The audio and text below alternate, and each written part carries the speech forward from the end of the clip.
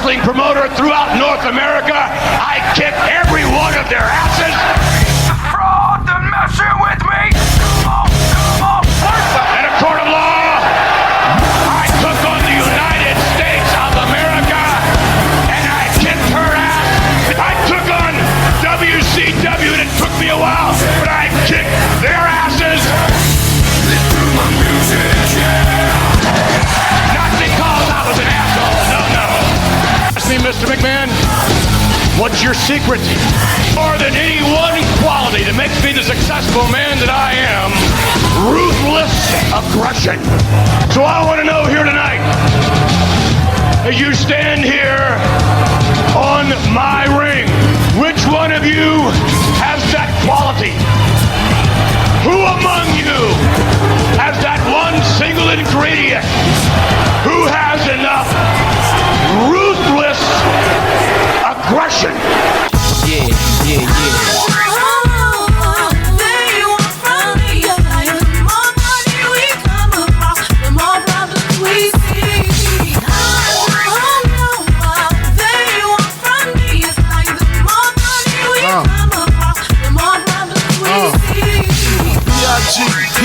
PPA, no info for the DEA, federal agents. Backbone Wrestling Network.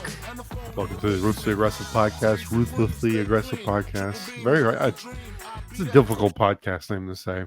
I didn't come up with it, but I rolled with it. It's a good name, but saying it like every time is rough for me because I have big lips. How you doing, Logan?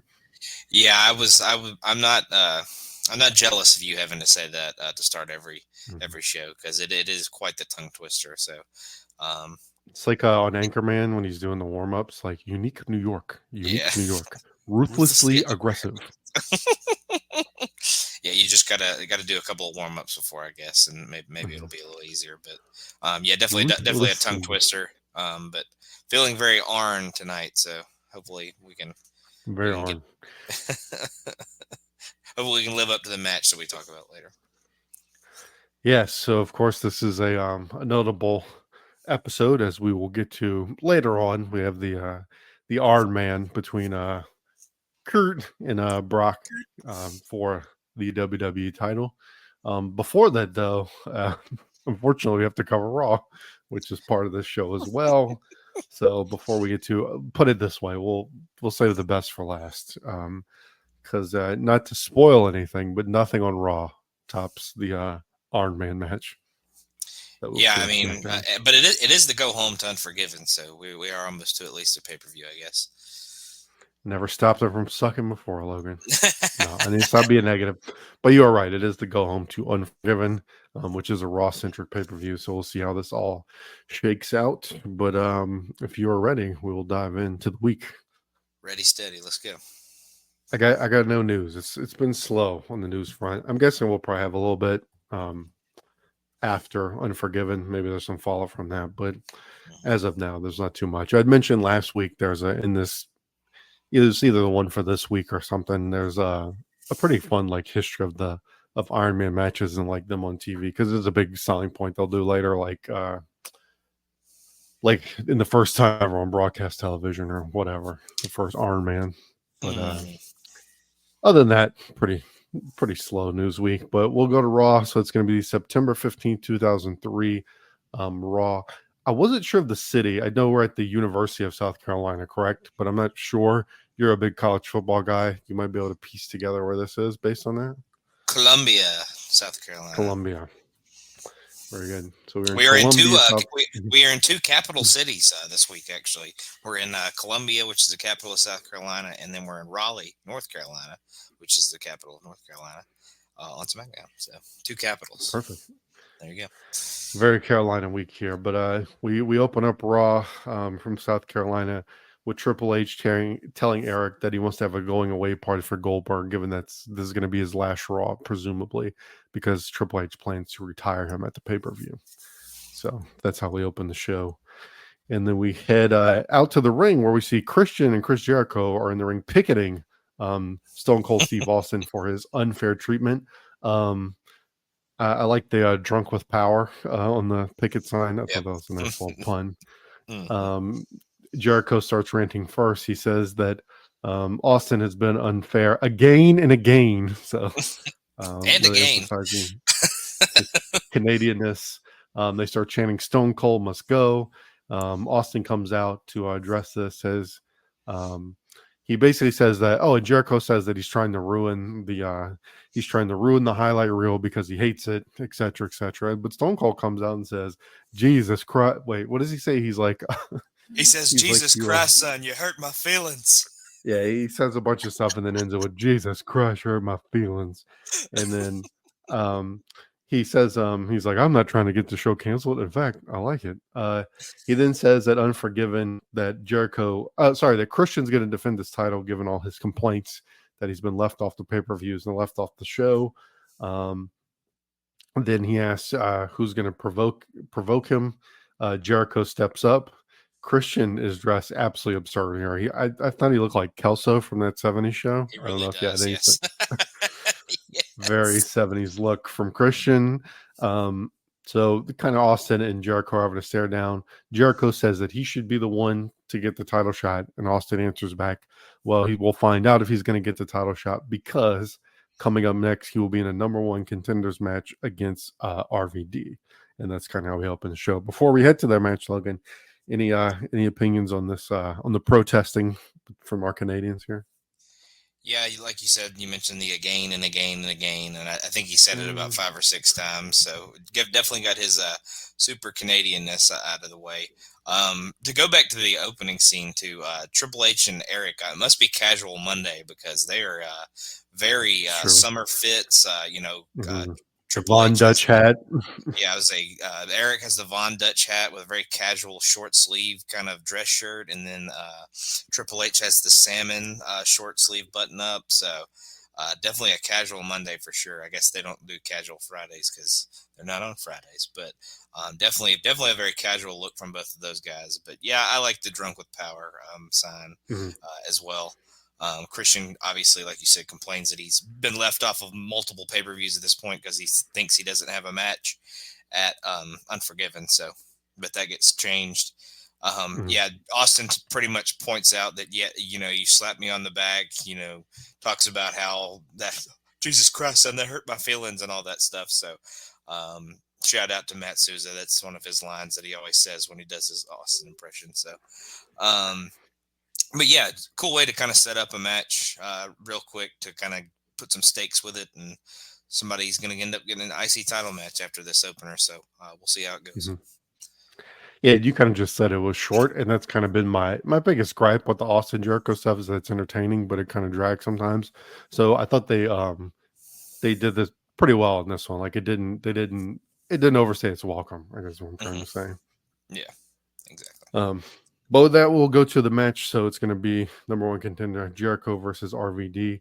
I thought RVD looked, I don't want to say motivated because it didn't strike me as a guy that's not always motivated, but I just thought he had a little pep. Maybe he's in there with Jericho, who is a guy he knows can go with him.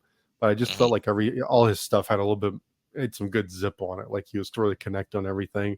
I thought his apron leg drop looked really good on this one. There's some good dives from both of them throughout, interspersed in this, which I thought was cool. Like these are 2 guys who are almost like swingmen is the best analogy I could use. Like they're kind of like they can do the cruiserweight high flyer stuff, but they don't always, like they're not a Rey Mysterio or something, but they can kind of do some dives when they want to, and they kind of pulled it out here. Especially Jericho, like WWE Jericho doesn't always do that kind of stuff, but he pulled that one here, so it was cool. Rob finally gets the looks like he's going to get the 5-star, but he hits knees.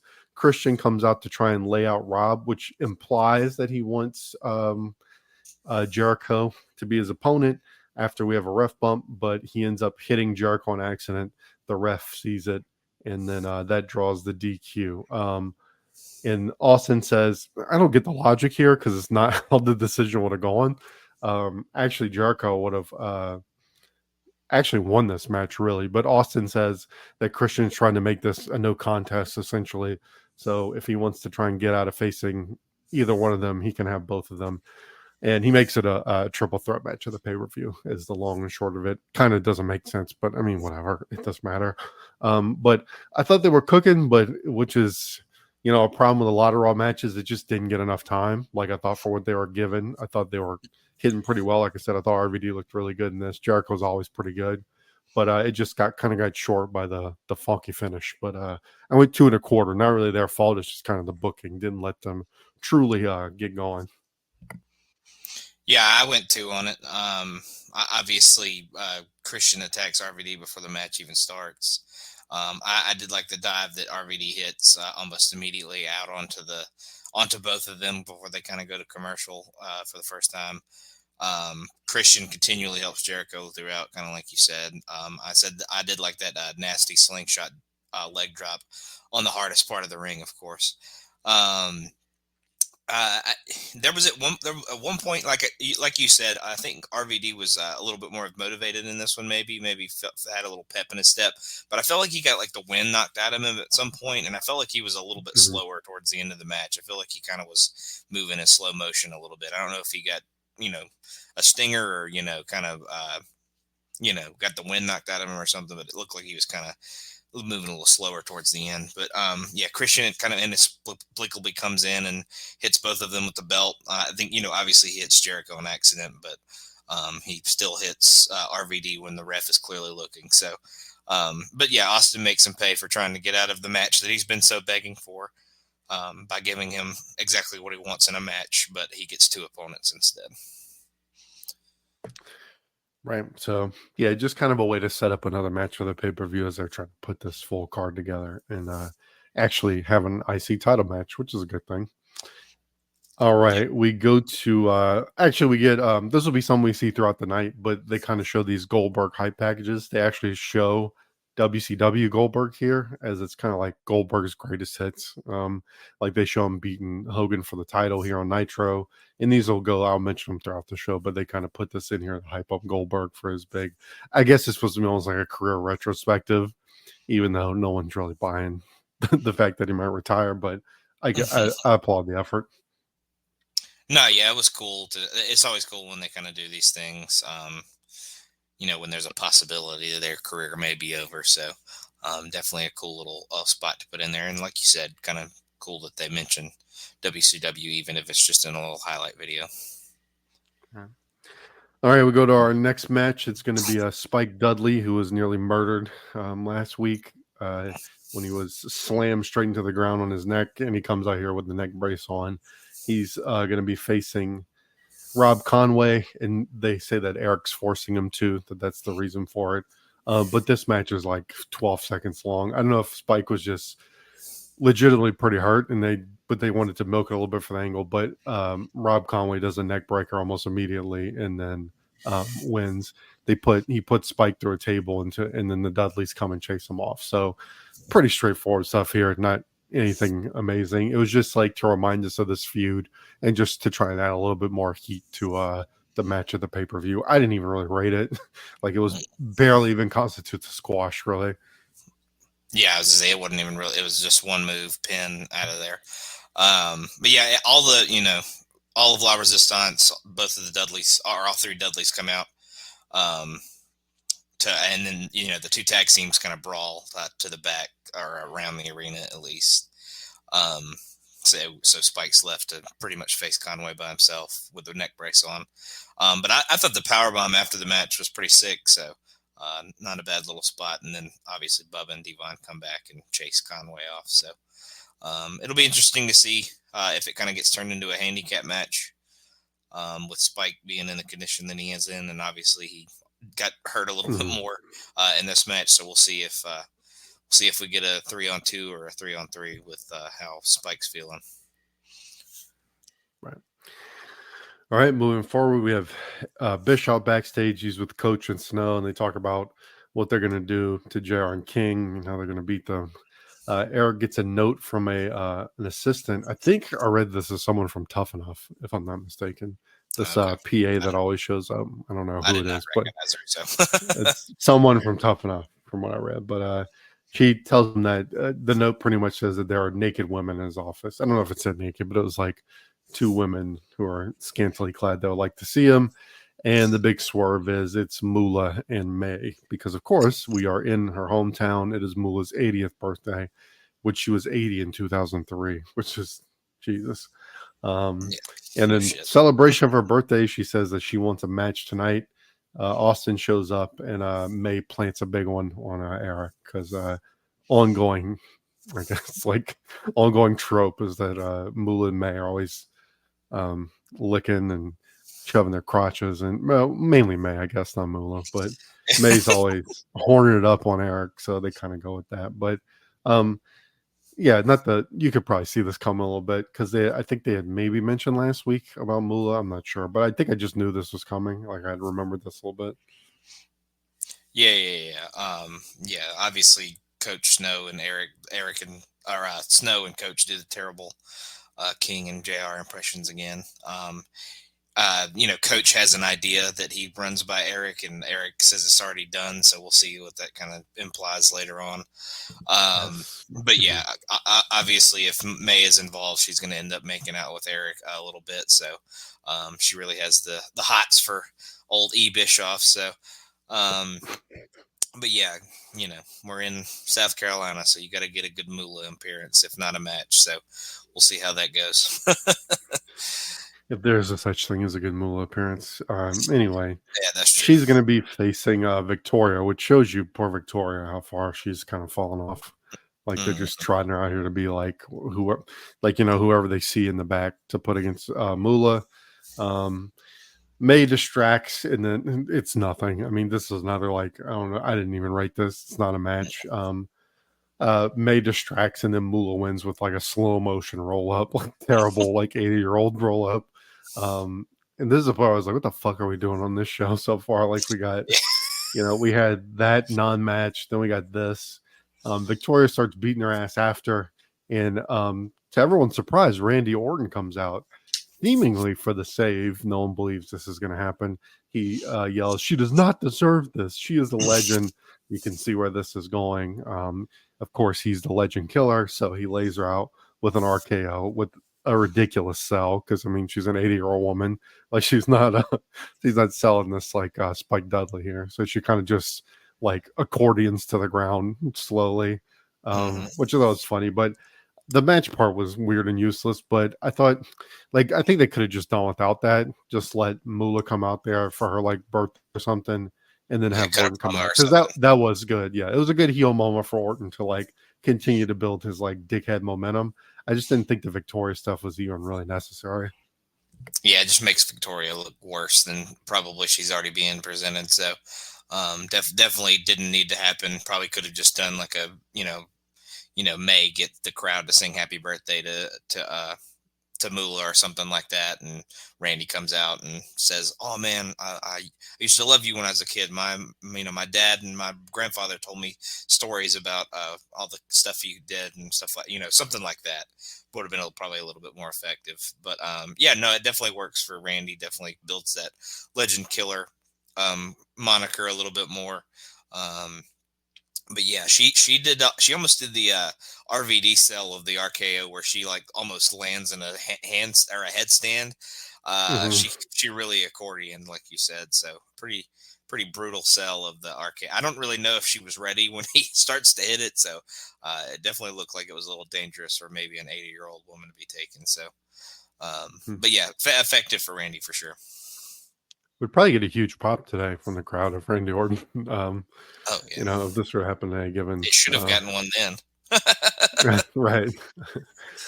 All right, we continue on. We go to some more Goldberg footage. We had him jackhammering the Giant, which these are some good moments. Again, I like that they brought in the WCW stuff to show like it's the greatest hits. That we will keep up with the barn burner matches. These are not like maybe they wanted to do like the antithesis of an Iron Man match on this show because all these matches are like 6 seconds long. And this next one's no different. It's Lance Storm and Goldust versus Rodney Mack and Mark Henry, the reformed and rejuvenated Thuggin' and Buggin' Enterprises. I thought the opening section was pretty decent with Storm and Rodney Mack. But it goes a couple of minutes. They just kind of go back and forth, and then Mark Henry comes in and just crushes Storm with the world's strongest slam. And Goldust comes in and he gets a few strikes, but sorry, he's the one that eats it. He just crushes Storm, I think, like with a clothesline or something. Then Goldust comes in, and I knew someone ate the world's strongest slam. That's the main point of this, and he gets the pin pretty easily. So it's kind of just like a Mark Henry rehab thing they're doing right now, like just trying to build him back up for like the 50th time and hope it works this time. And I think it's going okay. I mean, it couldn't go any worse for Rodney Mack. So I'm kind of down with Mark Henry. We'll see if they actually do anything more than just these kind of squash matches. But I mean, I just want a star. It was typical, but not a lot of time, even by Raw standards, for these matches. Yeah, I went a star as well. Yeah, this is a rejuvenation of Mark Henry project number 500 at this point, I'm sure.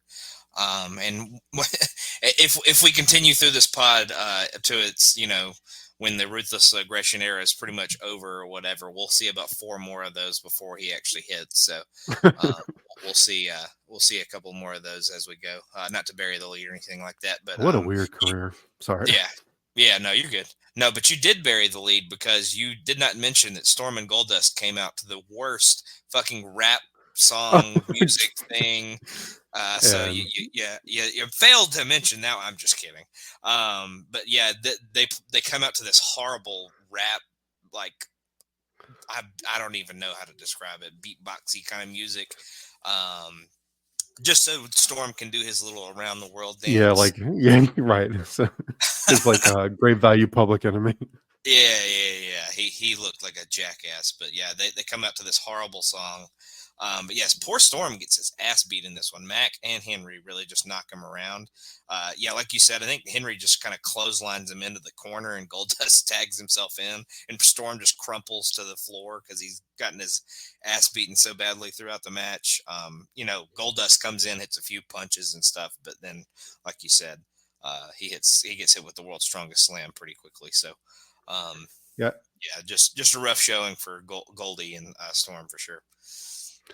I think if they want to commit to it, they need to, I mean, they have enough time on Raw. They waste enough time. Like, do like some backstage promos or something where it's like, let Teddy talk for a minute, like hype it up Mark Henry, and then maybe let him say a few things. Like, they need like some character stuff with this. Like, if they're going to have these undercard, acts and stuff, they need a little bit more to establish them. I hate, it feels like we're always comparing, but it's hard not to. But like SmackDown, I find, does a better job of this. Like, they just do these quick little vignettes and stuff, and it kind of just at least gives them some kind of backstory. Like, even the lower card people on SmackDown, you kind of know they're like, even your Jamie Nobles and stuff have like, you kind of know their personality and their character. Like, so many people on Raw just trot out there, have like a 2-minute match, and that's pretty much all you see. Like, I feel like you could get Mark Henry a little over, but I think you need more than just him squashing people. You're going to need some character stuff too. Yeah, I mean, he could go back to bending frying pans and holding cars in place and stuff. So I'm just playing. But yeah, no, you definitely could afford, like you said, with all these short matches, you could definitely afford to give him like a backstage segment, kind of introduce, maybe somebody that didn't watch previously when he was kind of on his sexual chocolate and all that, and give him a little personality, or just have him fucking take somebody out in the backstage, show that he's like super aggressive or something like that. But, just do a little something. If you're going to have all these short matches, don't dedicate every waking second that happens backstage to fucking Eric Bischoff and Stone Cold all the time. Or who's showing up next, which is Evolution, as they're backstage talking shop. Well, they probably deserve it, so. Right, true. They split off, though, and then Orton runs in HBK. He says that, he and Sean are a lot alike, and that Sean has used people as stepping stones his whole career, and that's what he plans to do to him at the pay-per-view. Sean says he agrees. He sees a lot of himself in Orton, and then he slaps the shit out of him for being a smart ass. So, and kind of ends there, but I thought it was pretty good. I kind of wish this wouldn't have been backstage. I thought maybe it would have hit a little harder. It's so tough because I feel like if they do this in the ring, it gets blown out into like a 15-minute segment. But if there was a way that they could do this like out in front of the crowd, so you can get more of a crowd reaction, but not have it, drag on for 20 minutes. I don't know if they're capable of doing that, but that was kind of only right. But I thought it was simple and to the point, and just like they're doing on this show, they're just trying to remind us of all the feuds and maybe put a little bit of extra heat as we go on to the pay-per-view. So it was solid. Yeah, I mean, this is pretty much the only hype this match has gotten. We haven't seen anything from them outside of being. I think they were in a tag match, 2 or 3 weeks ago. But this is it that we've gotten from this. So Randy hasn't even done much, even like on his own, other than obviously what he did earlier. And this, I think they did it backstage because he slaps the absolute shit out of him, and I don't know if the acoustics would have made it sound quite as good as it did backstage. So, but yeah, this probably could have been a little bit more effective out in front of the crowd. But like you said, I think you're correct in the fact that I don't know that they're capable or willing to not have it be like a 15-20 minute segment. So, but yeah, the slap came off really well. It made a hell of a pop. So he slapped the shit out of him. But yeah, I definitely think it probably, just to get this feud out in front of the people, you might not have even remembered that they were having a match if you don't pay super duper attention. So, but I did think the slap spot was effective. And even this early, like Orton's already pretty good on the mic. I find here, like in this character, like being a sanctimonious son of a bitch. Like he's pretty good at it already. Right. We go to footage of Hurricane trying to teach Rosie, I guess, how to fly, but they don't really say fly. He's like showing him how to do the whoosh and like, I guess like float away. But instead, Rosie calls a cab. We then Terry walks by. They do this like seamless transition here. As Terry walks by and we go to her, and then she goes to speak with Molly and Gail Kim. I think this is like early in the day or something, like a pre-tape deal. And they reveal that tonight it will be a handicap match against Trish. So that saga continues with that. So we'll see that in a little while. Anything on this, Logan?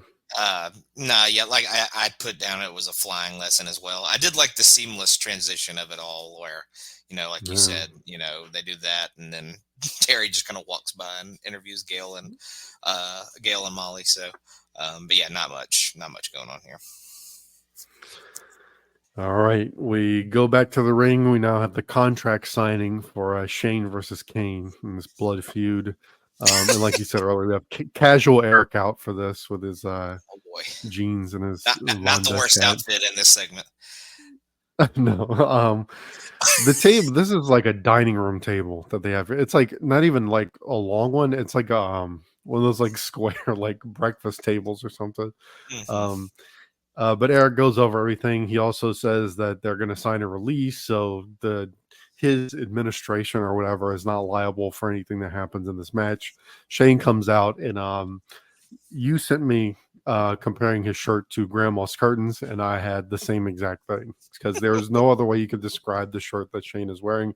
It's like gray blue with like all kind of loud ass designs all over it. Yes, it's very paisley. Very, very paisley. That's the design. Awful, it's so bad. And it's like so horrible fitting. It's like way too baggy. Everything about his whole outfit is too baggy. He looks very puffy. Just terrible. Like I want to know how he walked out of the house that day and said, this is a good outfit choice. Yeah. Like he's rich. He can wear anything. Go on. Anything. It was like Great Value Rock with his $500 shirts.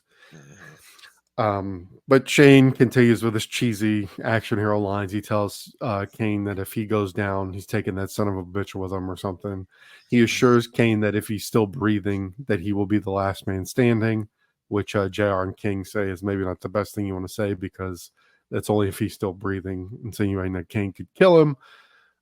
Shane is just way too cheesy for me to feel any kind of intensity from this. Like, I kind of feel like he's dragged Kane down, honestly, in this feud. I think the Kane character, since they did the turn, has kind of gotten suckier since he's gotten involved with Shane. But as it always ends, Kane kicks over the table. Shane launches at him and starts just hammering him in the balls, like just incessant low blows, like which I guess is how you take down like a horror villain. He lays into him with a chair. I'm thinking, man, this Shane guy, he is way more dominant than RVD. RVD is he got his ass beat, got his ass handed to him, and Shane just like dominating this zombie man. Mm-hmm. It's not good for Shane when by the end of this, I feel like I'm rooting for a dude who lit JR on fire and like tombstone an old lady because like Shane's such a douchebag. He gets him on the announce table. He does the elbow drop. So the feud's lame, but I can't. This was not a bad little contract signing, little heat segment to build to the pay per view. I'm just not into the feud at all, to be honest. Mm-hmm. Yeah, I was just say when you're cheering for the guy that does multiple ball shots in a row, it's probably not a good way to go with not a good way to go with the baby face. And like you said, that's seemingly how you kill the horror villain monster that Kane has become. But yeah, like you said, I think it was an all right segment. You got to see Shane do the leap from the top rope to the table, the conveniently placed table at ringside that we'll learn what was there for later. But it was very convenient that it was there because obviously King and JR are up by the entranceway all the time as the Raw commentary team. So, but yeah, not a terrible segment, but yeah, the feud just hasn't really spoke to either of us yet. I don't think if it ever does. Right. All right, we fast forward to Goldberg beating Rock as our next Goldberg moment. So a WWE one, maybe like his only real WWE moment so far. And then we go to the women's handicap match where it'll be the coalition Stop Trish versus Trish. So Gail and Molly versus Trish. So I mean, this is a typical handicap match. It's like Trish is fighting valiantly. They keep doing quick tags and they just sort of overwhelm her. So it was fine. One spot is they do like a leg drop off I don't remember if it was Gail or Molly. I want to say it was Gail, and she just like landed right on Trish's head. Like it wasn't the thing where like a calf hit like a leg drop. Mm-hmm. Yeah, just like smashed her head. And I was like, man, Trisha's on like Spike Dudley. Like maybe like every other week she takes some like horrific bump, and that was hers for the week because it looked very painful. It was weird that they called it no holds barred because it really doesn't matter. Like they were still tagging. There was really no like weapons or anything. But anyway, they after this, Lita comes out as they try and do the beatdown on Trish, and then we get the return of Lita, and so we pretty much know that that's going to be in Trish's partner to finally even the odds here. But it was a good crowd pop for Lita. It was a cool return. She's been going for quite a while, so so we kind of got a little bit of a payoff to this. So at least kind of puts it in a more interesting direction or a new direction from where it's been going. Starting to half on the match, but it was really all about the Lita return. Yeah, I went 2 on the match. But yeah, you're right. It was pretty much about the return for sure. I mentioned that nice, nasty leg drop that Gail hits for sure, kind of crushes Trish's head. She also gets hit with like this little alley-oop onto Gail's knee out of the corner move that they kind of did a double team. It was pretty sick.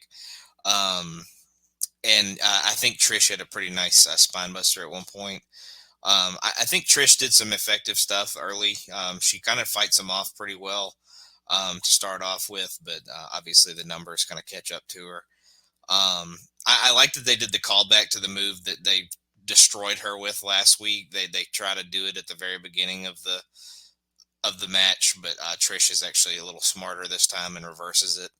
But yeah, like you said, Molly wins with the Molly go round, and then Lita comes out.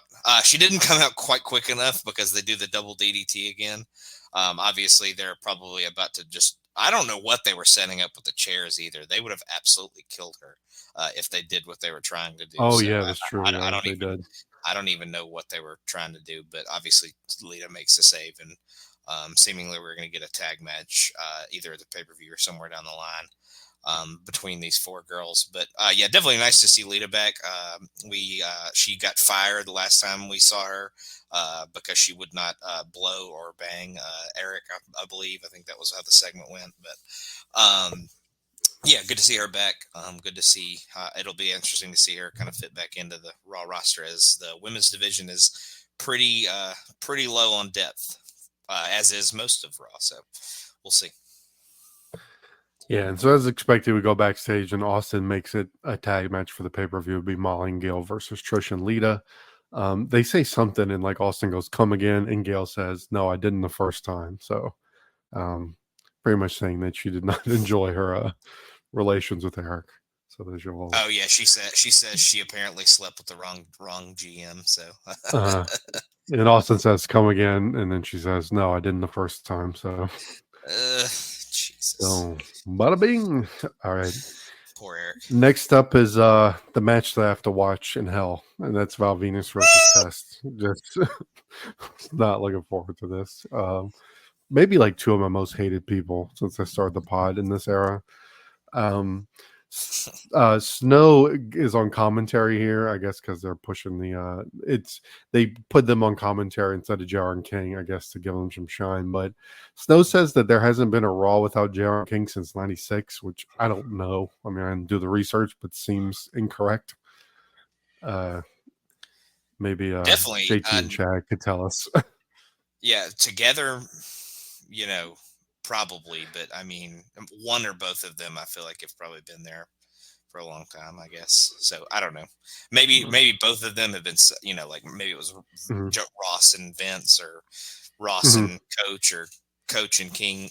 It's been some combination of, but maybe individually they've been on every Raw since then, but definitely not together. I can't imagine. But anyway, they kind of score around for a second. Val Venus and Tess. I thought the Blue Thunder Bomb was cool. That was a decent spot. But of course, we get a rough bump like a minute and a half into the match. Stacy gets involved, and so Steiner comes out to protect her. You know how this is all going to go. Tess ends up getting nutshotted on the rope. Stacy bounces him up and down to get a pop from the crowd, and then Val ends up winning due to the interference. And then after Tess grabs her, Steiner lays him out, but he recovers and like pulls Stacy back and pulls her to the back. So again, just trying to make sure we get a little bit of shine in all these matches. I have to admit, I hate this feud, but this was like, I thought this was like semi-entertaining chaos, this whole match. I mean, the match is like 1 star, but all the shenanigans I thought were okay enough, not as awful as it normally is. So I guess that's a good thing. Yeah, like you said, I kind of found it a little bit entertaining, so I went a little higher, went 1.5. Coach and Snow, like you said, commentate this match, but they come out kind of dressed up as JR and King. Coach has the cowboy hat on, and I believe Snow comes out with a cape and like a fake crown. So they're both kind of dressed up as each one of them. And, I think Snow kind of adapts Coach or King's commentating style a little bit too. He starts talking about puppies a lot. He mentions that a lot.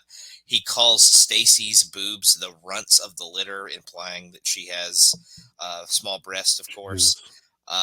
So that was a pretty brutal line by him. I didn't have Val busting out a Blue Thunder Bomb on my bingo card, so that was definitely out of nowhere. I don't know if it was really a Blue Thunder Bomb, but it was kind of the closest thing to what he did that I could say. Yeah, like you said, Stacy really screws Tess in this one. Does the little nuts on the top rope move where she kind of bounces it up and down. And then I like the little half Nelson slam that Val uses to win. So. But yeah, like you said, you got to get this feud out there at some point on this show. So this was probably the most effective thing they've done with it in a while. I know, like I have to admit, like Val's pretty good in the ring. He's just him in this era just annoys me. I don't know what it is. He just seems like out of place, and it's weird. I don't know why it annoys me so much.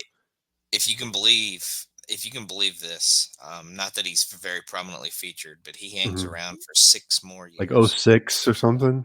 No, 09. Oh, good Lord. Yes, he's on the roster till 09. He will outlive this pod. Just think about that. That's incredible. Cash your checks, Val. All right, we'll go to now what is technically the in-ring main event of this show, and that's going to be Jerry Lawler versus Al Snow as King calls him out, and then we go to break or whatever, and we come back. Coach is sitting with JR, and JR staring. It was just amazing. JR's like facial expressions just kill me because it's like, I mean, I don't know if that's offensive because obviously he has like a condition, but just like the way he stares at Coach is like he is killing him with his eyes. But this is another absolutely nothing match of like the fourth one in this show. We get like a few headlocks, a couple suplexes, and then just like Moolah, King, the old person wins with a roll up again as King gets him with a roll up. The best part is JR just berating Coach as he leaves. He's like, Lee, wait, what does Coach say? He's like, I'm getting out of here. And JR says, well, leave. There's no anchor tied to your ass. Which is just such a surly JR line. Like, I've never heard that expression. And then Coach gets pissed and like, I guess I don't even know if he really punched him. It's kind of like he pushes him and then JR just flops onto the table like a fucking fish. It looked ridiculous. It looked something like out it of like didn't a hurt at all. reel. It was goofy as shit. Yeah, I didn't rate the match. I don't know if you did. Yeah, I didn't really either. Yeah, he kind of does like the lightest forearm on his back, and he just flops on the table like a dead fish. Yeah, this is all just pretty much Coach and JR yelling at each other, calling each other sons of bitches and stuff like that throughout the match. But yeah, the comical cell is the thing we'll come away with remembering from this. So, yeah, nothing much going on there, but yeah, like I said, the most entertaining and important part of the match was Coach and JR kind of sniping back and forth at each other. Right. Fired Up JR is like the only redeeming. Like this feud is whatever, but I just love Fired Up JR. Like they come back after the break and he's like, let me tell you something. I can't wrestle. I'm not a wrestler, but I'll fight your ass. He's so pissed off.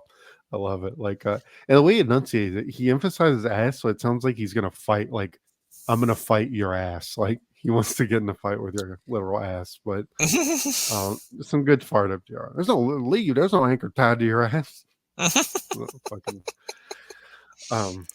Anyway, we then run down the card for. I mean, we pretty much throughout this show have you kind of know what the matches are, but we run down the card. Soul Calibur is a pretty sweet sponsor. I think it was like Soul Calibur 2. That's a really cool sponsor. I remember that game.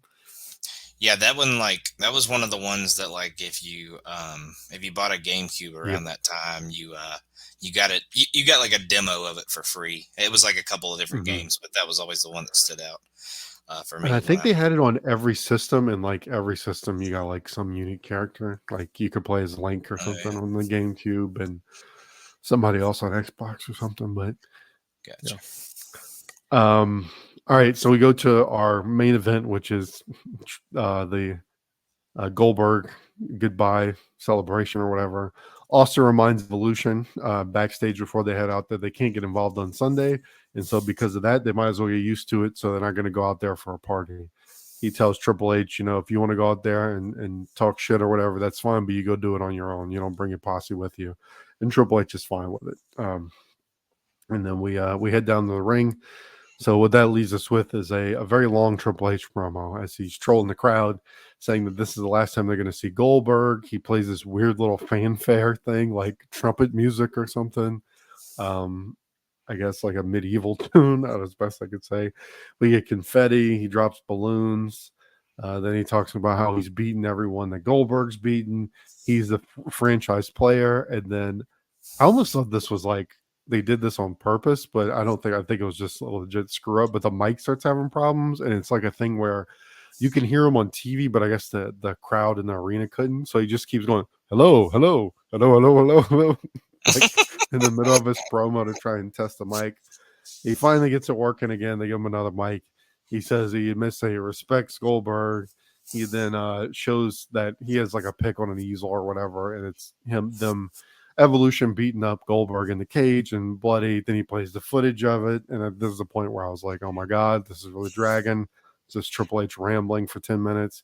Finally, we cut to Goldberg backstage, and he says that it's about to be a special moment. He goes down to the ring, gives Triple H a press slam to the outside of the ring, and kind of stands tall on that.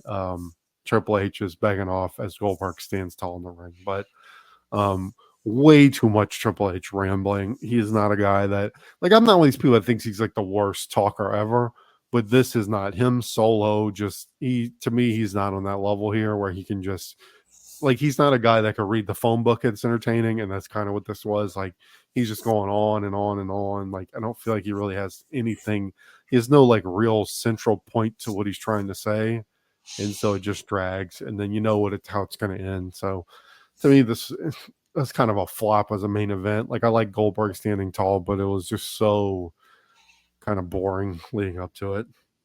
Yeah, like you said, you kind of know what's going to happen, so you're kind of just waiting and waiting and waiting for that to happen. And then the longer and longer it waits to happen, it's a little bit more tedious and grinding a little bit. But yeah, he talks about what happened last week. They do the balloons and the confetti. I love that, like, kind of when he's talking, you can tell that people are in the crowd popping the balloons, because you can just hear pop, pop, pop, pop, like while he's talking a little bit. So people are like catching the balloons and popping them. So that was a pretty funny little part of that. And then, yeah, like the whole thing with the mic, I don't know what the hell was going on. But it does allow Triple H, once he gets the mic that actually does work, it allows him to make that Goldberg doesn't work well either joke, to kind of say that he's not a good in-ring wrestler. So he does get that little snipe in.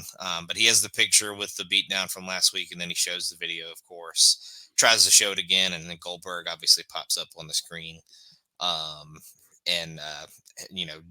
Goldberg with his one line, take a long hard look at the man who's going to beat your ass and take your title. And then obviously he comes out and whoops him up pretty good. So yeah, definitely dragged a little too long, definitely needed a little bit more.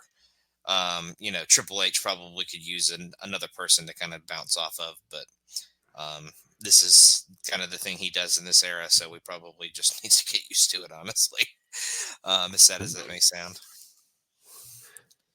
Yeah, so overall, like, I want to give them like the pros. They did focus on the pay-per-view. I think they were at least like gave some shine to each feud and all, but like they didn't really do it in any real interesting way. Like, I can't leave this and think there was any like really hot segment, honestly. Like, and then the matches like could not be more useless. Like, I mean, how many matches that we were like, I'm not even rating this. This is not even a real match. Like, not even enough to rate. So the matches are just completely worthless.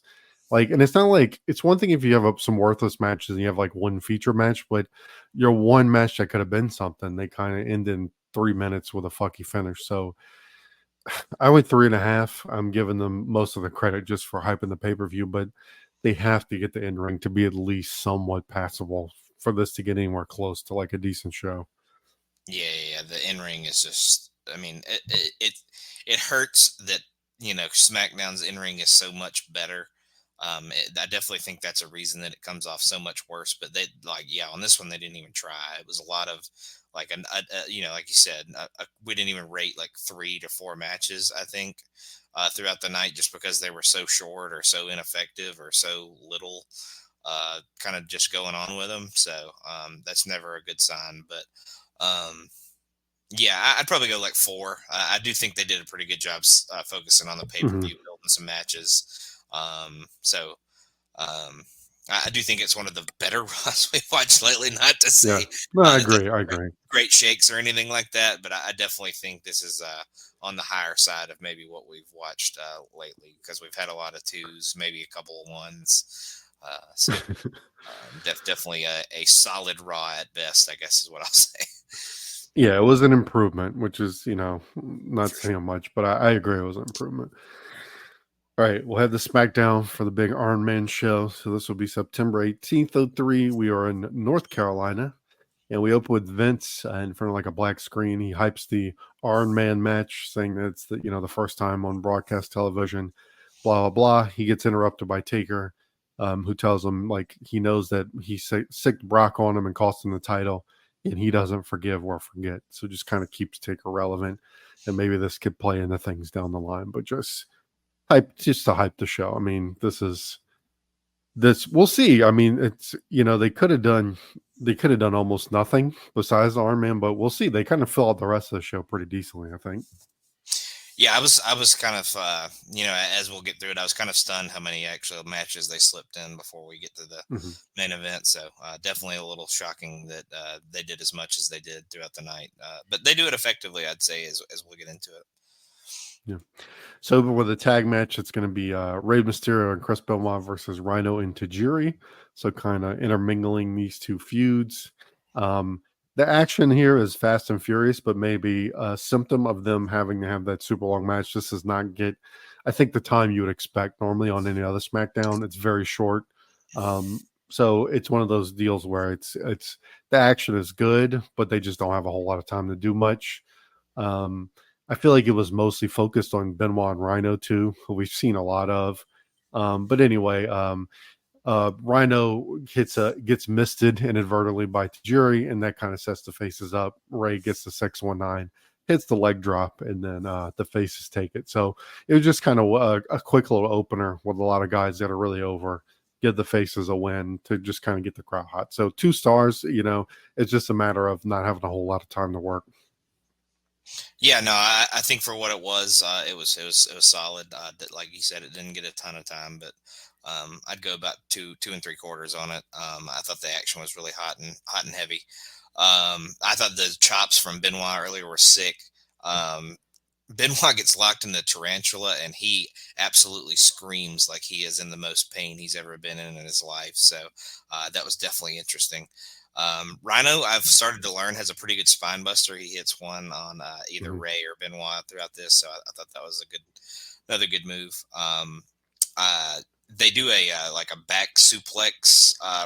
I think Rhino does it to Benoit, and Benoit reverses it in midair, but he kind of ends up landing on Rhino's head, so it's kind of a nasty landing. But yeah, I thought the ending was hot. He hits 2 619s. They do on Tajiri, he hits the 619, and like Benoit's right behind Tajiri, and as soon as he ricochets off, he catches him and hits a German suplex, which I thought was a really cool combination. Could have been a hell of a double team finisher for a tag team. But yeah, I thought it had a pretty hot ending, and was a solid match considering the time that they were given. Typical of these guys, they could have done a lot less in this situation, but it's like they definitely over delivered for this spot. For sure.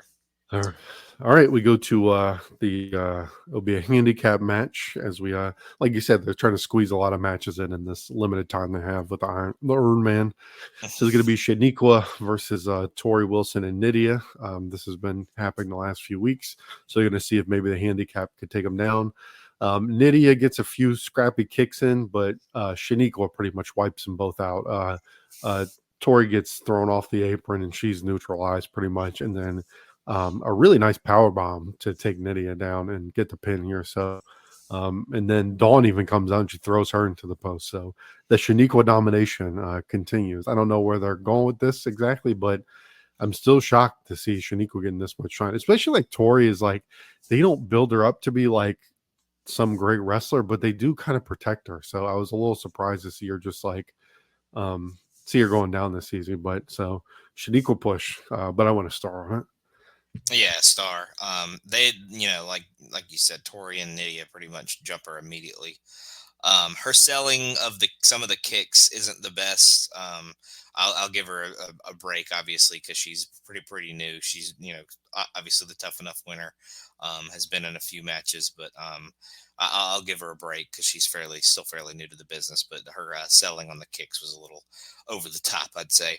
But yeah, well, once it kind of gets down to her and Nydia, she can pretty much completely dominates from there. That power bomb to win was absolutely sick, and she really fucks up Dawn after the match. So once again, she may not be a Marvel in ring or anything like that, but she has definitely been super effective in how they booked her to be completely dominant over these other ladies in the division. Right. All right. So chugging along here, we go backstage with Vince and Steph. And so I felt like this whole segment was just to kind of keep the McMahon feud going and to cover like the plot hole of why Vince, like Steph comes in, she's like, well, if you, whatever, why don't you just fire me? Like, that's what you're trying to do last week. And I just did the match anyway. And Vince says that he wants her to quit under her own accord, that he'll get more satisfaction. So like I said, it was just them kind of covering the plot hole of like, why wouldn't Vince just fire her? He owns the company or whatever. So they kind of cover it here and just got to make sure they keep that in the back of our mind, like the McMahon drama. Yeah, just another really weird, uncomfortable segment between them two. Stephanie's doing a little bit of an art project on a Sable poster when they all walk in, probably drawing like devil horns and a mustache on her or something, but has a little art project going on before they come in. I always want to know, she was on the phone when they first walk in too. You think they're actually talking to somebody, or you think that's just like they're just kind of chit-chatting with themselves to kind of set up the scene or whatever? Yeah, I know. don't think so. I think they're just Yeah. bullshitting. Not real. But yeah, Vince is listening to voices in his head, probably. Yeah, Vince should basically just fire her, but I guess we're never going to have that happen. So, No. Going to make her quit eventually, but we'll see how we get there. All right, we get some footage of WrestleMania 19 between Kurt and Brock to just continue the hype train for the Iron Man. And then we go to the Guerreros, who are in the back. Chavo says he convinced Steph to give them a tag title shot. They're all hyped up. Of course, Chavo came to Eddie's rescue in the parking lot brawl. Eddie is very fired up at the prospect of being double belted here, so that he could have both the tag title and the U.S. title. So he's fired up for La Raza. So get hyped up. Eddie is a guy, like I said, Triple H can't read. He's not a guy you can listen to read the phone book. Eddie is, because his energy is just like infectious. Absolutely. And Chavo says they can bring not one but 3 belts back to Grandma. So they have to bring Grandma up in this situation. So, but they could have the U.S. and both tag titles. So Grandma will be super happy with them. Don't forget the Raza, Logan. And La Raza. Yes, that's true. Okay, we go to Cena, who is on a roof, I guess, because they had like the vents. I couldn't tell where he was. Yeah, like that's the best I could do. I don't know if he's on top of the arena or what, but his rap centered around like how American he is, which I wasn't really sure. At first, I thought he was going to say he's going for the U.S. title, and that's what he was getting at, but he never really. He was just like said a bunch of stuff about how American he is. We had I'm sure which was a too soon John Ritter heart attack reference, because I think that it probably. I mean, this seems about like the time. I'd have to look it up, but I'm thinking that was probably something that had just happened because he's a dickhead heel, so he's making a John Ritter dying joke. But yeah, just a pretty straightforward Cena rap. I didn't have too many. Did you have any lines from this one? I didn't have a ton that stood out to me on this one. Nah, I want to say whatever his finishing line was pretty brutal, but I didn't write down too much on this one. But yeah, just a pretty basic rap by him for sure. He had passed away on September 11th. So, right, I just looked that up. So like the week before. So. Oh no, it's like the body's still warm. See the fuck. Interesting fact: John Ritter's middle name is Southworth. So there you go. I see that. Good grief. All right, babe. All right, so we'll go to our tag title match here. A little throwback to the great series we had earlier in the year between Los Guerreros and the world's greatest tag team. The champs have been a little dormant lately. Not been super duper active. I'm not really sure what's going on. I don't know if they had like some injuries or what the deal was, but obviously these teams have excellent chemistry. They have banger after banger after banger, and we'll see if they can continue here. The champs work over Eddie, but the Guerreros hit some dives as we go to the break. I love how world's greatest tag team take advantage of even like the slightest opening. Like the ref gets distracted by Eddie for like 1 second, and Sheldon runs in and lands a super kick. Like they just little advantage. Yeah, anytime they can get any advantage, like they're so locked in. It's really awesome. They're such a cool team when it's like they're in control. Like they're such a throwback. Like they feel like an old school team, like the Brainbusters or something. Like they just don't slow down. They're very focused. They do the quick tag thing. It never slows down too much. But also like this match, they kind of did the formula, but they didn't linger too long. Like it wasn't like a super long heat segment. Like they kept things moving. Nice hot tag to Eddie. Everything starts breaking down. Eddie, of course, hits the double where he hits the arm drag and the head scissors on both guys, which always looks nice. But anyway, like I said, everything breaks down. There's a chair. Shelton gets it kicked into his knee. Shelton ends up taking a double backdrop. Oh, or was that? No, that was Haas that took it, huh? They got like brained. Like he goes to take a backdrop. It kind of looked like it was on him because he kind of didn't go over well, and he just kind of like didn't go up and just landed straight on his head. But it looked rough. I'm fairly sure he must have had a concussion here. But anyway, Eddie goes up to the top, hits the frog splash, and I was kind of surprised at this. We have new champs. The Guerreros take the titles back. So I was not expecting that. I figured this was just, they knew these teams could go in and have like a really good match, and they're just trying to fill out the rest of the show, knowing they had the big Iron Man match. But yeah, they throw the titles on them, so we'll see where it goes. But yeah, I wasn't expecting it. But another banger, I'd say. I went 3.5 on it, and a surprising finish. Yeah, I went 3.5 as well. Yeah, there had to have been some kind of injury with World Greatest Tag Team, because it seems like this is just such an out of nowhere title change, other than the fact that Chavo just came back. So I have a feeling, because I think I remember they kind of go away for a little bit too. I think they come back a little bit, maybe closer to Mania time. And you don't want, Eddie. It seems like Eddie's prime for a singles run. So you're not thinking they're going to do Los Guerreros with the titles very long. So it could be like a transitional deal. Yeah, that is true as well. But yeah, I got to think with like the just, build this towards the pay-per-view and do it then. But maybe they just didn't want to wait that long. But we'll see. We'll see where it goes. But yeah, sad to see World's Greatest Tag Team lose the belts here. But a lot of mat work early. Chavo kind of comes in and makes a little bit of a brawl to make it more of like the Guerrero style. I thought throughout this match, Benjamin seems to definitely be the weak link of the team, because every time he gets tagged in, he just absolutely gets his ass kicked. Anytime Haas comes in, he kind of gets the advantage back and is kind of seems more like a general in the grand scheme of things. Chavo brought his working boots in this one. I thought he was like really hyped up. He obviously had missed some time from, I believe it was a bicep injury, because that's what they focus in on at some point later in the match. But that you mentioned the kick to the chest that Shelton gets on Chavo. I thought that was pretty good. I thought that was a pretty sick kick that he hit. Like I said, they kind of focus on the injured bicep that he had. The crowd is absolutely nuts for Eddie throughout the match. They're just hyped for everything he does. And I like the brainbuster into the frog splash combo that they did at the end. So really, really hot finish, really awesome win. Like I said, the crowd popped pretty rapidly. So yeah, definitely a shocker. Probably would have liked to have seen maybe this happen on a bigger stage, but it was a good way to, have a great match right before you're going to have another great match. So cool to see the Guerreros win, but sad to see maybe the World's Greatest Tag Team lose and then maybe go out for a little bit, because I want to say maybe one of them gets hurt around here. Yeah, I love them so much. They're so good. Sucks. Yeah.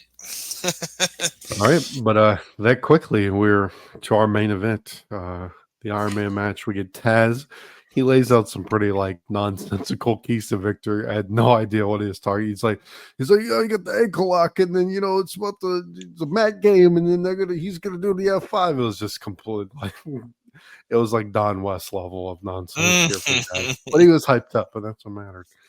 And then we get the locker room is all laying down money, like the APA are taking bets and shit at the table. So cool little atmosphere just to put over the hashtag big fight feel for this match.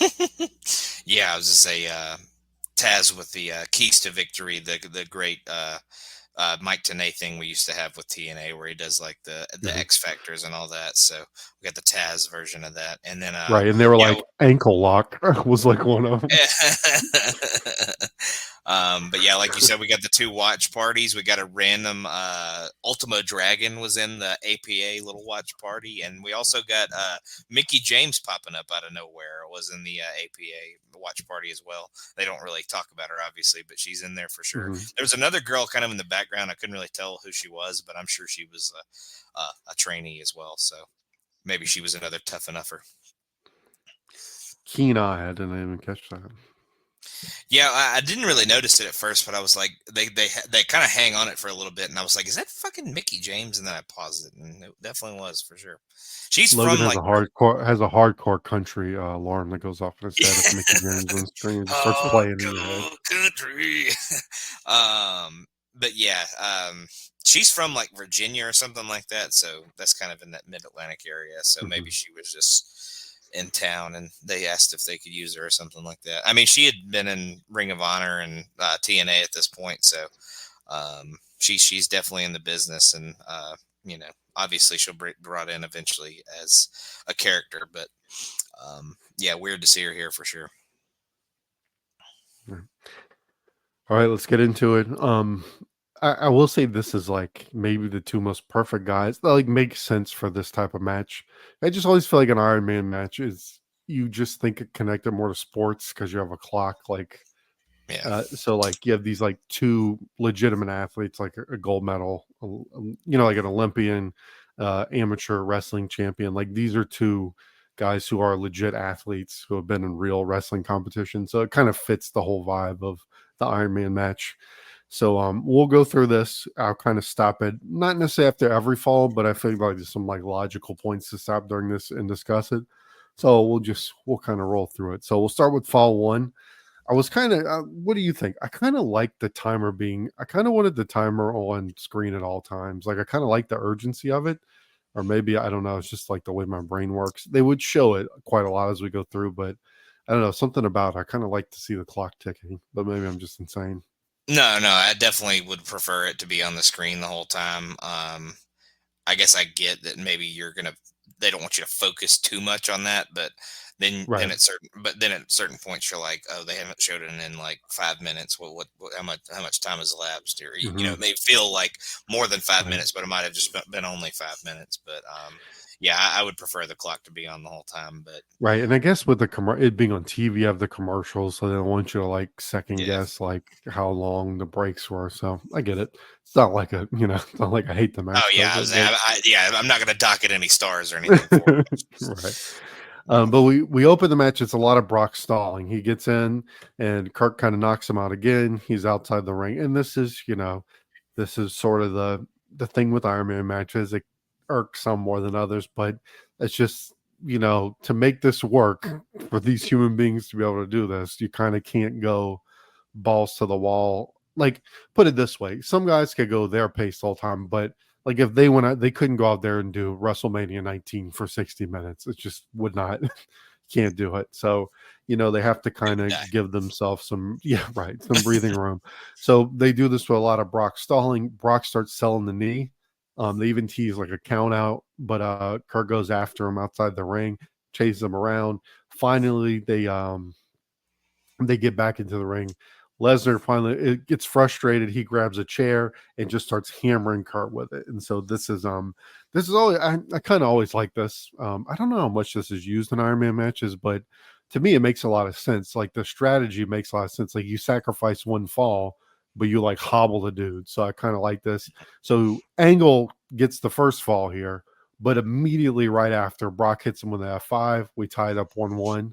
And then immediately after that, we go into fall 3, like back to back, because he gets Kurt to tap actually in the ankle lock, and you'll see that throughout the match they kind of use each other's stuff, but it kind of makes sense for Kurt too, because that early in the match you can't sit there in the ankle lock for 5 minutes, and then you can't, so you almost just have to sacrifice it. So very quickly within the first 10 minutes, it's already 2-1 Brock. So what did you think of this way of going about the opening to the match, Logan? Yeah, I thought it was very physical and hard hitting in that first fall. Brock really beats his ass with the chair to get the DQ. I do think it's in a way it may be stupid, but I think actually it's pretty smart. You beat his ass, get DQ'd to go down the one fall, then you can they did rest periods. I don't know if that's a regular thing in these matches in the past. I know it's not in the Sean Brett one, but I can't remember about Rock Triple H. I'm not as familiar with that one. I've seen it obviously, but I've seen that Sean Brett one a bunch of times, probably much to my dismay. But Yeah, no, I thought the opening was good for the first fall. I thought it was smart that he did the chair stuff and then they immediately scored the F5. I was surprised he won a fall with the ankle lock, but like in that fall, he just continues to whoop his ass and whoop his ass. And I think at Mhm. that point, your Angle's probably playing the long game too. He's probably trying to save himself. He seems like he's in trouble. Doesn't think he's going to get to the rope, so might as well cede another fall so I can save myself for the rest of the match and not have a broke or really hurt ankle for the rest of the match. So I thought Mhm. the first few falls were very effective. Agreed. So we go to fall number 4. It's they kind of brawl out on the floor, but as they get out there, they go at it for a while. And again, throughout this, I'm not telling you every move, but it is very physical. Like I do think they pick their spots in this. Again, they're not going WrestleMania 19. Like he's not going insane Kurt Angle mode where he's just no selling and just going balls to the wall. But it is physical. When they do land stuff, it lands.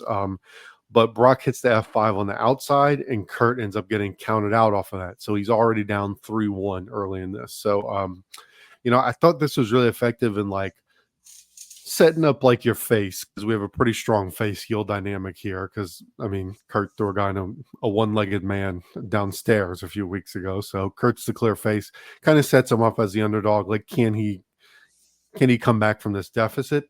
And I also thought all this stuff, I think like it was a good way, like if you're going to kind of go a little slow at the beginning, I thought they were at least setting up the story for the rest of the match, right? Like, even though maybe there's a lot of Brock stalling and all, I think they effectively set up like what's going to be the arc of this match. That it's going to be Kurt's from behind because he got beat up, he got hit with the chair in the beginning. Is he going to be able to come back? So I think if you're going to like, pick your spots in the first part so you don't wear yourself out, I thought this was a cool way to do it, since it was so based on the story of the match. Mm-hmm. And it's obviously putting across the idea that Brock's not going to fight fairly. He's going to fight smart. He's going to get away with what he can get away with throughout the match. He does that continuously throughout the rest of the falls as well. But yeah, getting the count out, another smart move, bait him outside and hit him with the F5, get him counted out. Maybe not the it's definitely a cowardly move, I would say, but smart nonetheless as a heel. And it gets you that 3-1 advantage. So you automatically have the other guy fighting from behind the rest of the match. So he's got to catch up to you, and all you got to do is kind of hold steady. Yeah, like fits his character recently, because he's been more of a it's just kind of been more the heel he's been in the past month or so. Yeah, he's a badass, but he's got a little chicken shitness in him as well. So you go to fall 5. Angle finally gets a little bit of life. He starts fighting back. He shoulders Brock and is able to hit the Angle slam. So he gets a fall here. So it goes 3-2. So it's kind of looking like maybe Kurt has a chance to erase the deficit. We go into fall 6. We get a few suplexes, and Angle puts the straps down, but they each kind of go for their finish and they reverse each other's. Brock escapes and just completely wipes out the ref, like just clotheslines the absolute shit out of him. And so Angle hits the Angle slam here, but of course we have no ref. So again, taking every opportunity he can, Brock goes out, grabs the belt, cracks Kurt with it, and then ref recovers and he steals another fall out of that. So Brock goes up 4-2, so gets his lead back. So we'll go into fall 7. Kurt opens it up with an axiom to the outside. So they play up in this section like Kurt's kind of going a little bit out of his comfort zone, like doing a lot of top rope moves. Like he does a missile drop kick. He does the ridiculous the Kurt salt, where he goes like 40 feet in the air, like insane. And he misses it. Yeah, and misses it. You're starting to sense some desperation from Kurt, because he's going for these kill shots, but none of them are really working. He like the moonsault, he whiffs, and even like the drop kick and stuff, he can't get a pin off of that.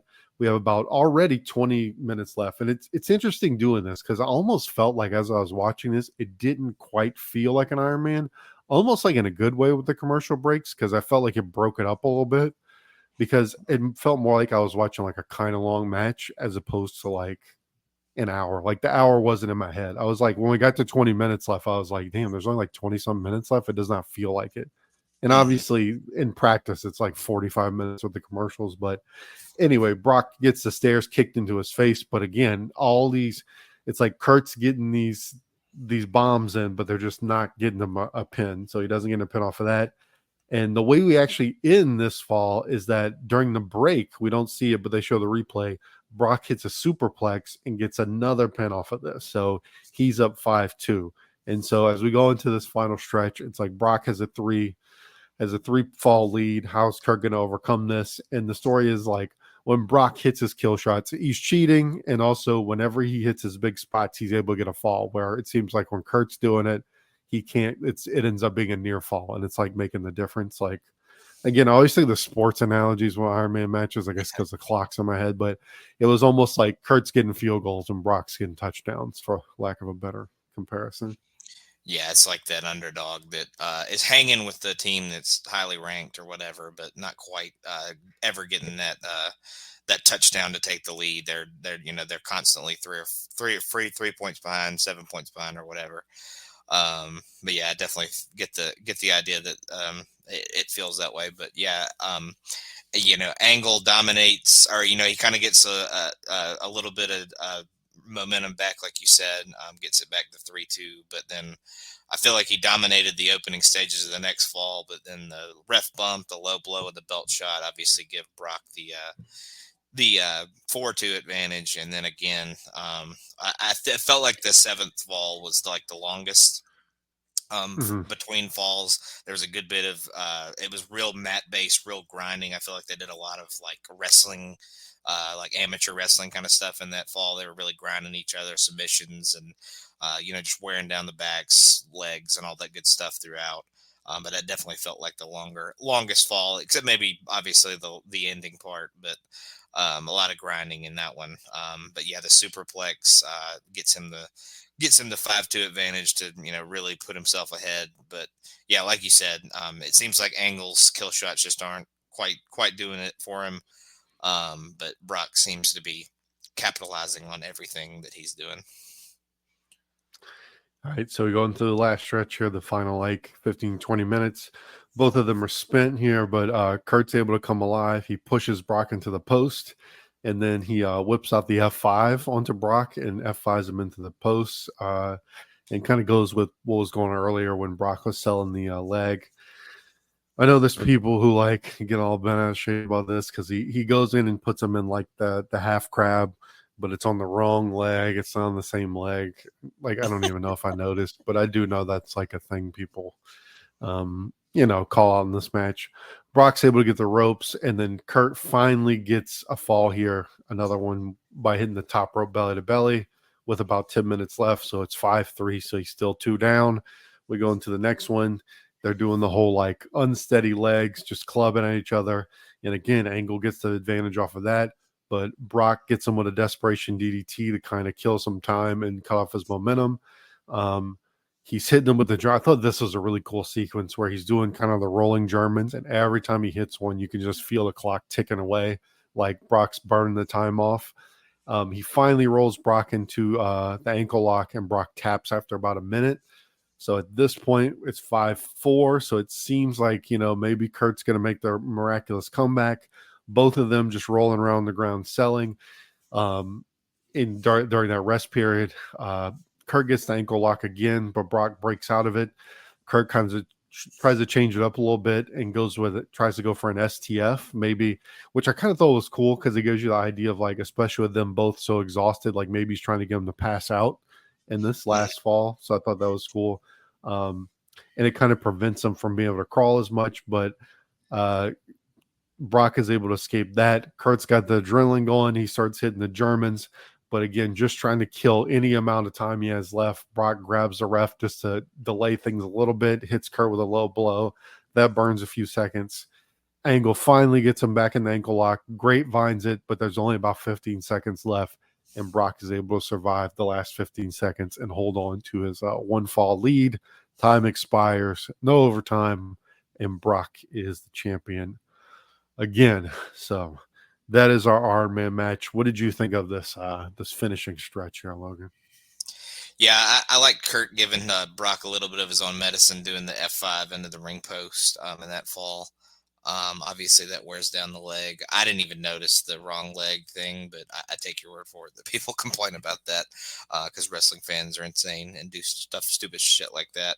I like that he is able to finish somebody off with the belly to belly from the top. I feel like he does that a lot throughout the years, and it never is the kill shot. So it was cool to kind of see it be one in this. So I really like that move that he does because he does it. He runs up the rope so seamlessly and hits it a lot of the time. Because he was like playing possum when Brock goes up there and obviously hits him with it and gets the fall.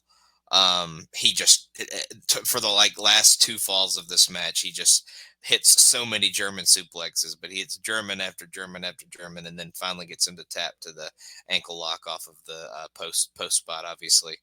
But yeah, a lot of submissions. Like you said, the STF, another couple ankle locks, but that key low blow with about a minute and some change left, really put it over the top for Brock as that prevented Angle from blocking in the ankle locking any sooner, because if he had locked it in maybe 5 seconds sooner, Brock taps again and it ties it up. But that low blow was the key spot to kind of get him there. But yeah, really mat based, technical match throughout, but also very physical and hard hitting as well. So just a really strong performance. As far as I don't know if you want my rating yet, but as far as a rating, I would probably Mhm.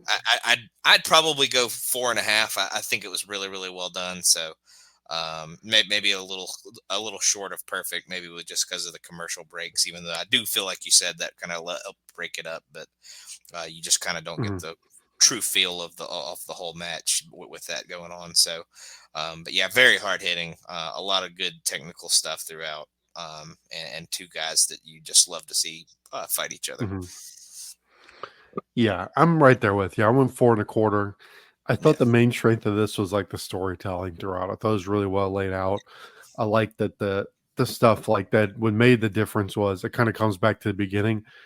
By cheating in the beginning or like sacrificing the one fall, Brock got 2 out of that DQ, and that ends up being the difference in it. So like yeah, his decision in the beginning was like smart, and throughout the whole thing, just like picking his spots of when to be nefarious kind of made the difference in the match. And it kind of just showed kind of like more of that heelish nature that he's had lately. So I thought all that was good. I like setting up Kurt to try and come up with the having to make the comeback. So I thought it was all laid out really well. I think maybe the weaknesses are I think it's these two guys, like when they're at their best in ring, it's hard to do that for an Iron Man match. So I kind of yeah, get why they didn't.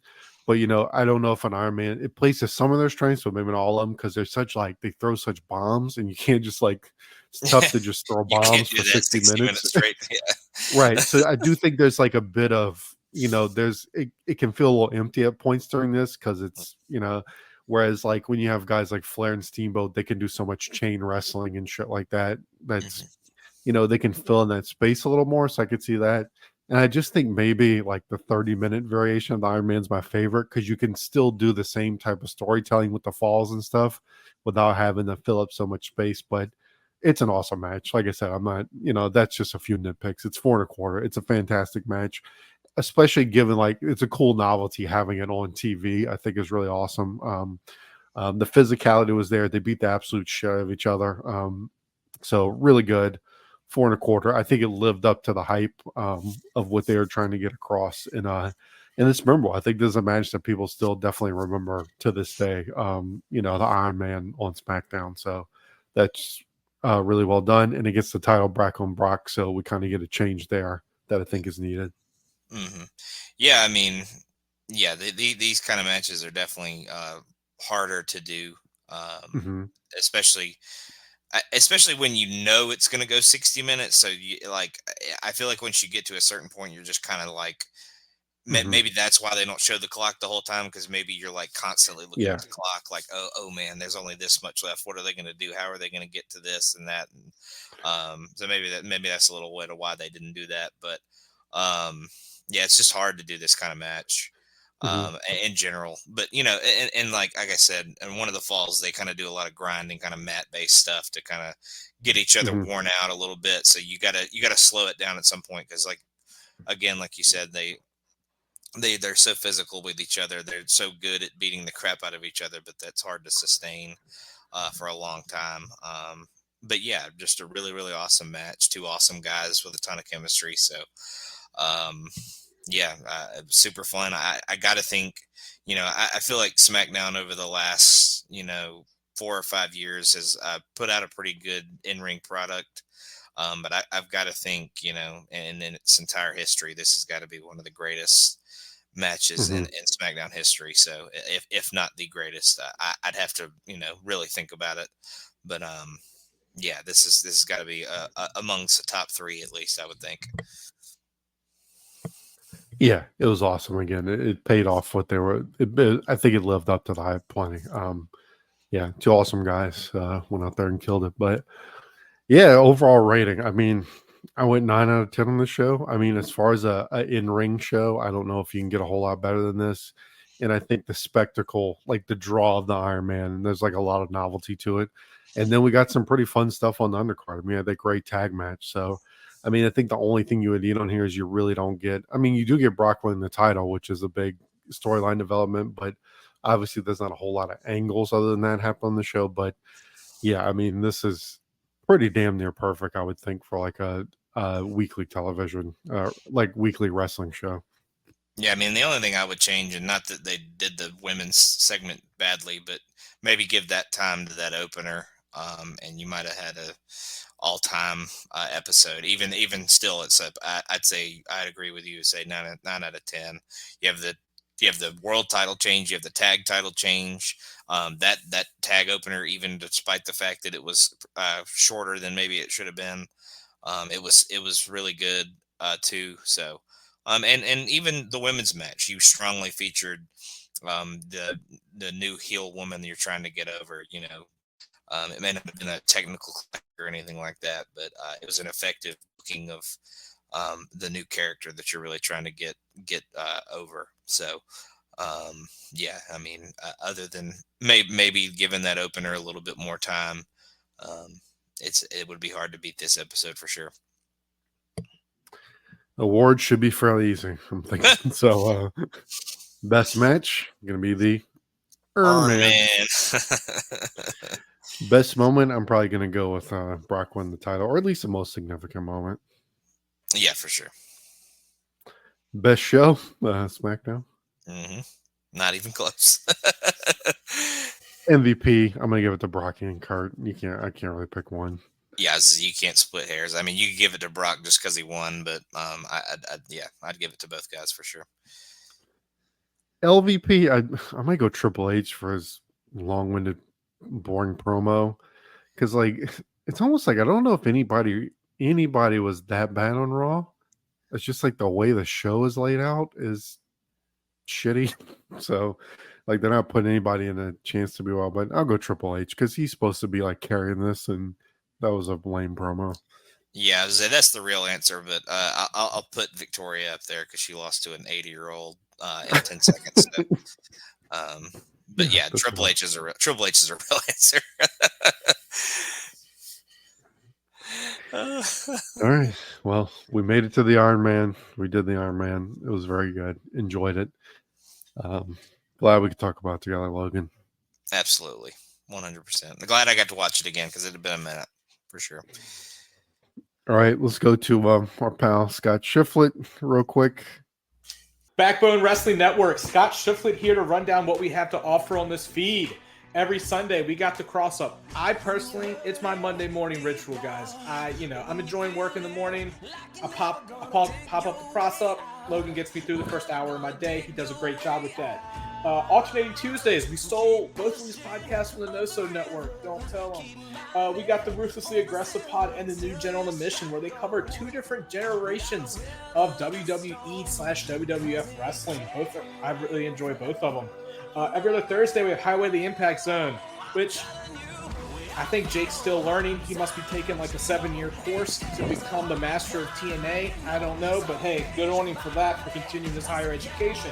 And every other Friday, we have my podcast, Are You Smarter Than Vince Russo's WCW? Guess what? Anyone with more than one brain cell is smarter than Vince Russo's WCW. The monthly drops that we have here are YouTube Roulette with myself, Matt Souza, Logan Crossland, Jake Williams, sometimes Sean Kidd. He's been here more often than not recently. He's no longer a neglected father figure in our life, where we keep up with, we just watch random YouTube wrestling clips and see if we can break each other's brain. And then we have a Hidden Gem, which is Sean Kidd, myself, sometimes Keithy pops in, and Logan, where we find our hidden gems of wrestling. We have the Shit Take here that also drops with Sean Kidd and Keithy, where, you know, it lives up to their name. There were some shit takes in some episodes. That's all I'm saying. I was listening to it. It was getting main roster angry. We also have Territorial, which is Sean's podcast, Labor of Love. He goes through different territorial eras because he lived through them all, where he's tracking down his favorite wrestling. This is what he does. He just spoke about Continental. Go find that episode by the time you hear this. It's an old episode. Go find it. It's something I never heard of before. It was amazing. And that's what we have here at the Backbone Wrestling feed. Thank you for listening and have a good night. And with that, anything you would like to add, Logan, before we wrap up this shebang? I don't know if this is the new shift plugs, because I think you recorded some new ones, but if not, I do have the on the North-South Connection. I have Talking Docs with Jenny and Roger. We're going through a music season right now, so definitely enjoying that. And then I have a new pod coming out, recording it tomorrow as of this recording, actually. The movie education of myself, Logan Crossland. I will be going through some movies I've never seen, with Mr. Keith Langston, as just listening to pods that he does with other people. I feel like anytime he talks about a movie, he's like, oh, remember this like random B-list actor, and just list off like 5 movies they're in. So I heard him talking on one of his a la cartes, and I was like, you know, if anybody's going to do this, it needs to be somebody like him that's seen a ton of movies. So we'll see about that. I believe we're doing Spaceballs for our first episode. I am going to pre-watch these movies, obviously, because we're going to live watch them together. But you know, so I have a little bit of information going in. So, but I watched it yesterday, and I very much enjoyed it for being the first time. So, looking forward to that one. Perfect, great movie. I believe that I want it to be a Lord Hill reference, the title of the pod. I don't know if it is, but it is going to be to me. But looking forward to it. Glad you're watching some movies. And you have a great dance partner for that. Anyway, we'll be back in a couple weeks. We got a pay-per-view. It'll be Unforgiven 03. Let's hope it over-delivers. I don't think it'll under-deliver, because our expectations are probably not super high. But we would have to have expectations for it to under-deliver. Right. So hope you join us for that. Thanks for listening, thank you for listening to the show and everything else on the Backbone, and we will see you in a couple weeks. A silver tear appearing now, I'm crying, ain't I? I'm gone to Carolina in my mind. There ain't no doubt in no one's mind that love's the finest thing around. Whisper something soft and kind, and hey babe, the sky's on fire, I'm dying, ain't I? I'm gone to Carolina in my mind. In my mind, I'm gone to Carolina. Can't you see the sunshine?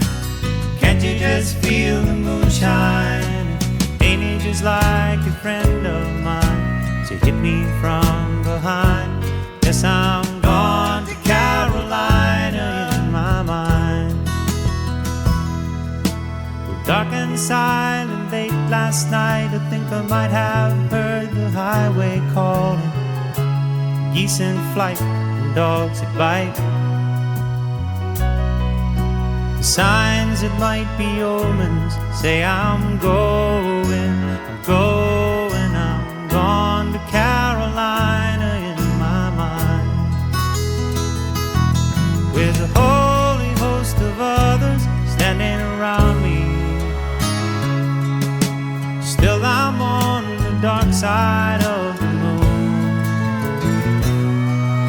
it seems like it goes on like this forever.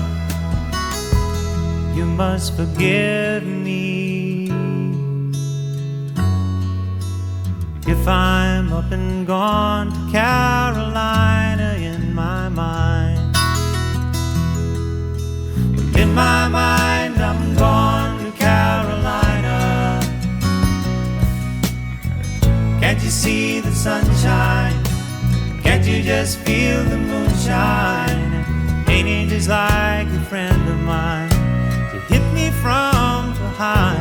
Yes, I'm gone to Carolina in my mind. Gone to Carolina in my mind. And I'm gone to Carolina